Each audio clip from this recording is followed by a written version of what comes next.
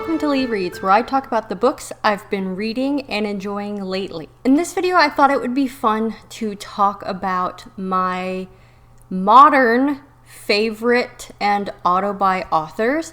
I recently watched a duet of videos that Angela at Literature Science Alliance did, talking about the differences on these two lists for her, and it made me realize that it's the same for me. There are subtle differences between who I consider a favorite author and who I consider an auto-buy author, although there is some overlap.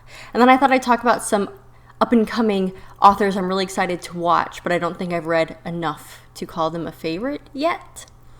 My caveats for this list is that they need to still be alive and publishing, simply because I'm trying to draw a distinction between who I would auto-buy and who I just get excited when I see that they're going to publish something new.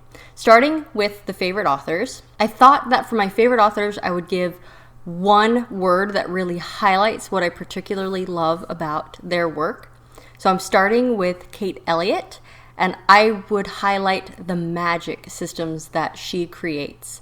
She is also on the auto-buy list because I've read, I think, most everything in her backlog. I know there's some Crown of Stars I haven't finished yet, and some of the Geron series I haven't finished. But if I ever see that Kate Elliott is coming out with a new book, it pretty much doesn't matter what it's going to be, I'm going to pick it up. She has written some young adult, but she primarily writes adult science fiction and fantasy, and she writes really complicated, interweaving plots. They really depend upon the magic, and I also really like her characterizations. I have a whole video on Kate Elliott that I will link. Next on the favorites list is Brandon Sanderson for his world building, but he's not an auto-buy author for me because he does publish so broadly that there are things he puts out that I'm less interested in, like the middle grade and some young adult stuff that he's writing. Also, some of the secret projects, half of them weren't hits for me, and I didn't really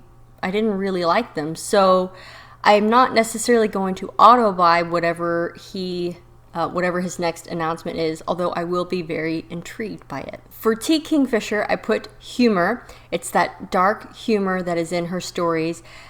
And even though she writes horror as well as fantasy, I've read most of it at this point, most but not all. That's a project I should work on. And I really enjoy it, but she's not an auto-buy author because some of the horror I may not want to try, and also if it's middle grade, I'm not really a middle grade reader, so I'm not necessarily going to pick that up. But I've loved the horror novels I've recently read by her, as well as, of course, her adult fantasy romances. Lewis McMaster Bulcheld, I put characters. Curse of the Chalian was one of my favorite books that I read last year because of the characters. It's a standalone that you can enjoy, but there's also a series following, I think, some different characters in the same world if you want to keep exploring it. She's also written the Vorkosigan Saga, which is science fiction. I'm in my early stages of reading the Vorkosigan Saga, but again, the characters of what I have read, they're just so realistic and so relatable. Rebecca Ross, for her lyrical writing. When I read Divine Rivals, I didn't love the sequel, but Divine Rivals I sat down and read basically in one sitting, and I loved A River Enchanted and A Fire Endless. I thought that was a great duology, and I've also read some of her backlist young adult. But since I didn't love the conclusion to Divine Rivals, and also because she does write young adult, which I don't always pick up, not an auto-buy, but it perks my interest when I see she's coming out with something. And then last on this favorites list is Martha Wells. Again, because she has written so diversely. Of course, I've loved Murderbot, and I enjoyed Witch King, but I haven't read a lot of her backlist. I know a lot of it's being republished, and I've purchased some of the republished versions. I just haven't read them yet. Oh, and I wrote Sentience as my word for her because of Murderbot, but also the Raxura books are following non-human characters, and yet people just really love. They're like a flying creature, and I want to revisit the series because I read the first one a long time ago. And I can't forget Adrian Tchaikovsky, who is a newer favorite. I wrote combination for him, and I think that's because of the way he blends science fiction and fantasy, especially in his novella Elder Race. But of course, the Children of Time trilogy, I loved every book in that trilogy. I loved Guns of the Dawn, which was kind of a historical fantasy. So the way he blends genres, I really like. But he's not auto-buy, because I have tried some books by him that I didn't quite click with, like some of his space opera and some of his other historical fantasy. Okay, on to the auto-buy authors. With the auto-buy authors, I really enjoy them, but I think they're auto-buy because they tend to be less diverse in what they're publishing. Like, I know what I'm gonna get with these authors, and I know I like it, so I'm trusting that I can just buy whatever their next release is and I will enjoy it, because they tend to follow a certain feeling type book. Whereas the authors on my just favorites list, they write more broadly, so they may write some things that I enjoy a little bit less. And also the genres on here are a little bit more diverse. We have Allie Hazelwood, who writes adult contemporary romance focusing on characters in STEM, although she has written an urban fantasy recently. Emily Henry, adult contemporary romance. With Emily Henry, I know it's going to be hard-hitting and emotional, but also funny. Like, she has a way to make you want to laugh and cry at the same time. Susanna Kearsley writes historical romance, gothic, dual timeline with cool magical elements and supernatural. It's really hard to describe Susanna Kearsley. I have a video all about the books that I love by her. She has a book coming out, I think, later this year, and for her, she's so underrated. I wish more people would read Susanna Kearsley. When I see that she has a book coming out, I'm pre-ordering it. Juliet Marillier writes these epic, very personal, mythic fantasies.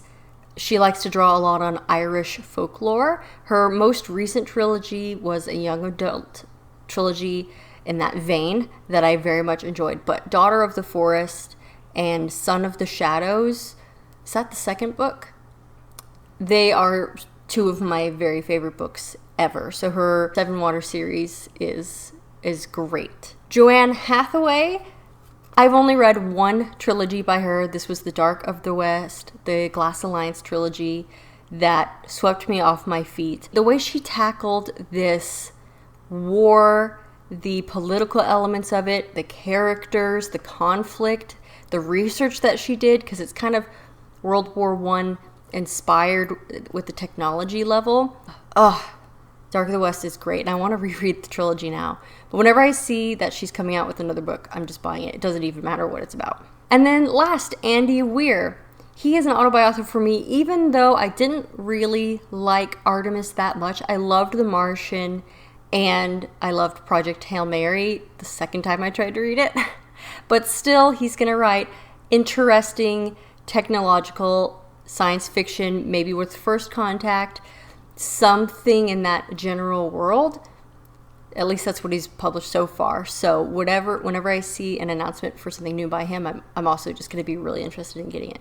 And then a couple up-and-coming authors where I've really liked what I've read by them, but I haven't read enough by them to know for sure, would be Fonda Lee. She wrote the Greenbone saga, starting with Jade City, and she also has a more recent novella that I really enjoyed. And Richard Swan, who wrote the Empire of the Wolf trilogy. Again, I really loved all of the books in that trilogy, and they were some of my favorite books of the year when I read them. So they are my up-and-coming, because I've read a couple by them that I really, really liked. So even though it's kind of a blurred line between my favorite authors and my auto-buy authors, I hope it makes sense why the auto buys, they tend to be a bit more predictable in what you're going to get than the favorites, but we can still say that I love them all equally. So, thank you so much for watching. I hope that you enjoyed this video. Please let me know who your favorite authors and or your auto buy authors are below. And as always, don't forget to support your local library. Thanks.